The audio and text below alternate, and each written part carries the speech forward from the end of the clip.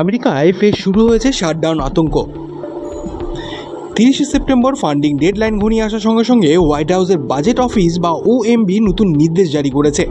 এতে বলা হয়েছে সময়মতো কংগ্রেস যদি বাজেট অনুমোদন না করে তাহলে বিভিন্ন দপ্তরে ব্যাপক কর্মী ছাঁটাইয়ের পরিকল্পনা নিতে হবে। এবার পরিস্থিতির আগের মতো নয়।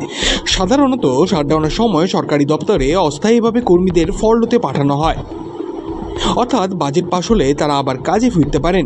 কিন্তু এবার নির্দেশে স্পষ্টভাবে বলা হয়েছে যেসব কর্মসূচি আইনত বাধ্যতামূলক নয়, যেসব ক্ষেত্রে স্থায়ী ছাঁটাই হতে পারে, অর্থাৎ অনেক সরকারি চাকরি হয়তো আর ফিরবে না।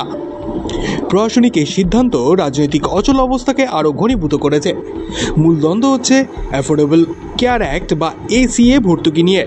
ডেমোক্রেটরা চাইছে এই ভর্তুকি বজায় রাখা এবং বাড়ানো, যাতে সাধারণ মানুষ স্বাস্থ্যসেবায় সহায়তা পান।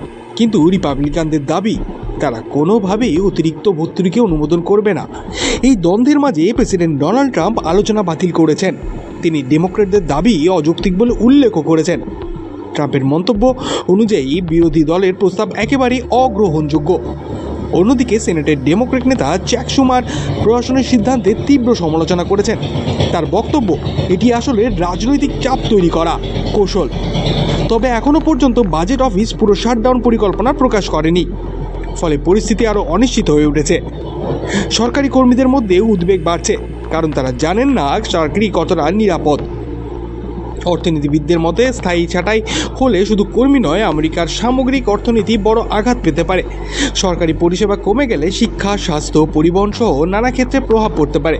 একই সঙ্গে আর্থিক বাজারেও অনিশ্চয়তা বাড়বে। সবচেয়ে গুরুত্বপূর্ণ বিষয় হলো সময়সীমা। যদি কংগ্রেস 30 সেপ্টেম্বরের মধ্যে সমঝোতায় না পৌঁছতে পারে, তবে কার্যত শুরু হবে শাটডাউন। সেই সঙ্গে কার্যকর হবে গণছাঁটাইয়ের নির্দেশ, যা মার্কিন যুক্তরাষ্ট্রের প্রশাসনিক ইতিহাসে বড়সড় প্রভাব ফেলতে পারে।